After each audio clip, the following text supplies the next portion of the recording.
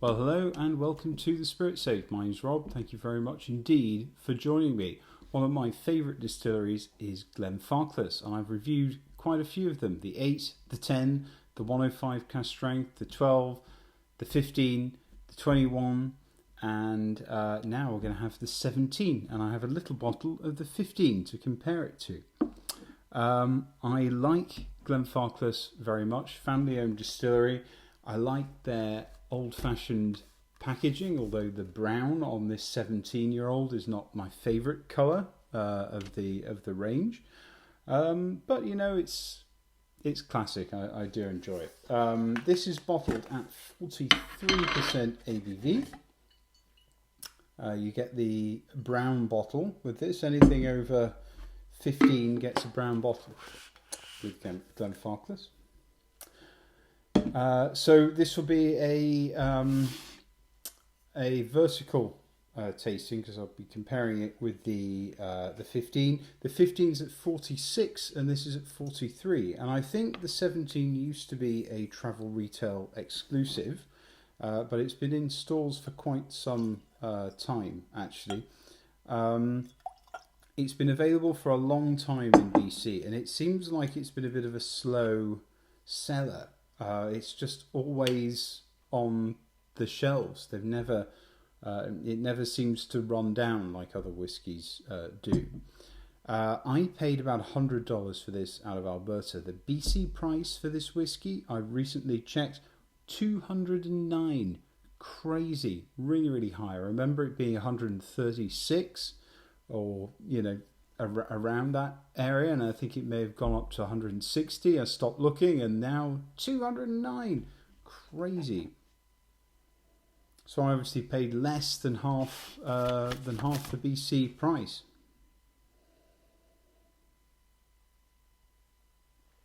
Very welcoming. It's got oak, sawdust, apples, and tell straight away that it's a sherried whiskey, but it's got some poise to it. Sweet plums, bit of brine, quite a bit of vanilla, some butterscotch. Mixed nuts, walnuts probably, roasted walnuts. Decent twist of lemon and lime. Honeydew melon.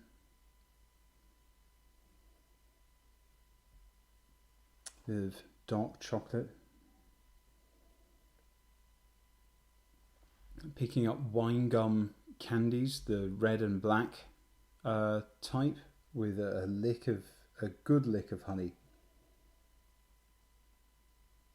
Yeah, very, very pleasant malt character that is typical of Glenfarclas. That is a little bit, it's a honeyed malt, but it's kind of a little perfumed, a little floral, and a little bit soapy as well. Definitely some peaches and cream, almost poached apricot.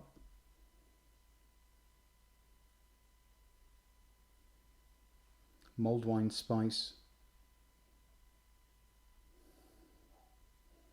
And some tinned pineapple.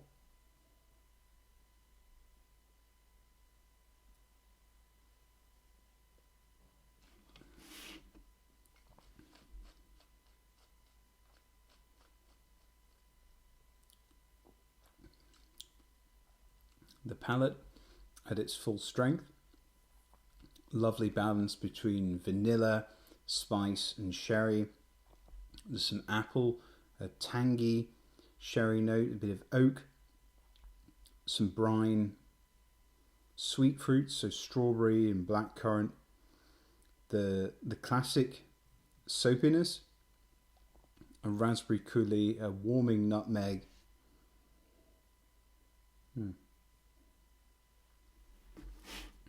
Really very good. Let's give it a drop of water. It's at 43%, so it's not going to get, just a couple of drops I think will do there. 2 or 3 drops.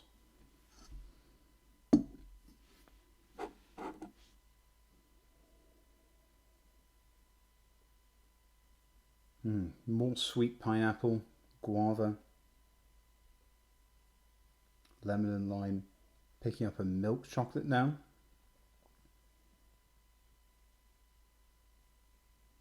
Cinnamon and apple.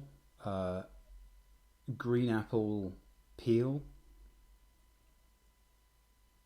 Apple cider vinegar. Currants and raisins, dried apricots.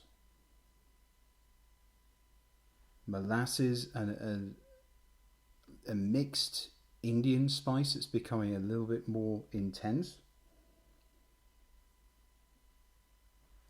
A creaminess, which I think is almost like a lemon fool, which is an traditional English dessert, which is a whipped cream and yogurt. Some rye bread, bit of potpourri.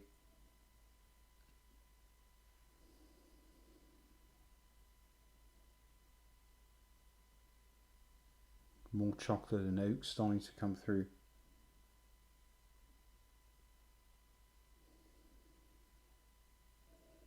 Bit of black pepper.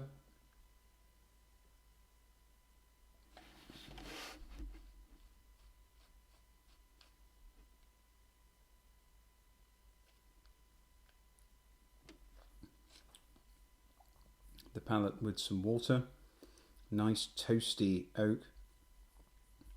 Kind of a tangy apple, a tangy sherry, dried fruits, black cherry, warming spices, and a pleasant sourness towards the end.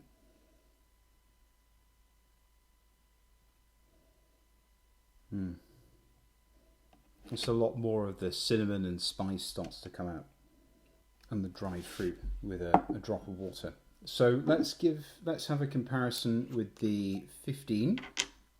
Not really a fair comparison because the 15 is at a higher ABV. We should be able to pick up some good differences here. The 15 immediately has just hit me with a rye spice and a lot more ginger. Right, picking up the sherry a lot more. Stewed apple and cinnamon. Chocolatey oak.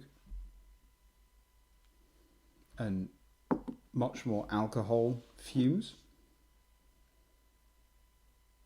Whereas the 17 a lot more restrained, pear, peach, maltiness.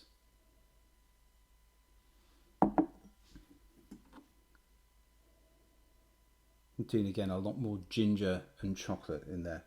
Ground ginger and stem ginger.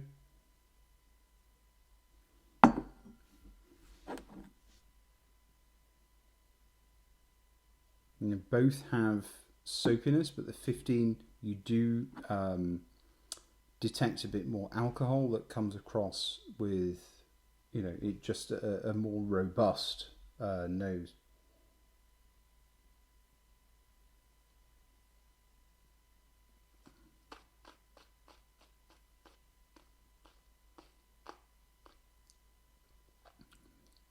'15, a lot more rich and spicy, a lot more forward, picking up the sherry a lot more.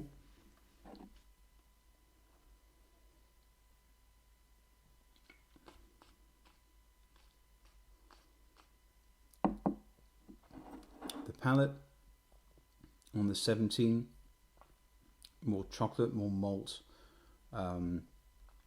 lighter fruits, more cooling, and it feels a lot older. I mean, 2 years is not that much older, but it does feel a lot more restrained. Sorry, I forgot to talk about the finish on the 17. Raisins, chocolate, licorice, the trademark soapiness, spices, spiced rum, brine, and hazelnuts are my notes on the finish of the 17. So comparing the two together, they're quite different considering same distillery, only 2 years between them. There's obviously a big difference in the recipe for this. It's not just the same, obviously an ABV difference as well. A lot of the time I prefer the 15. The 17 is good if you want a lighter pour. It's got a lot more poise.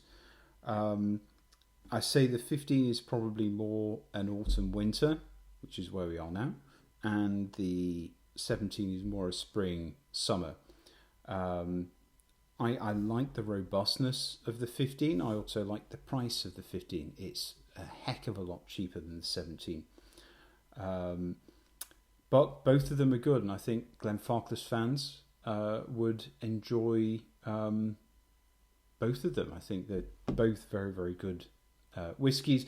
I'm probably not going to pay $209 for another bottle of the Glenfarclas of the 17, but $100 what I paid for it, I'm very, very happy with that price. Anyway, I hope you enjoyed the review. Let me know if you've tried either or both of these. Like receiving your comments, and look forward to seeing you again soon. Cheers. Goodbye.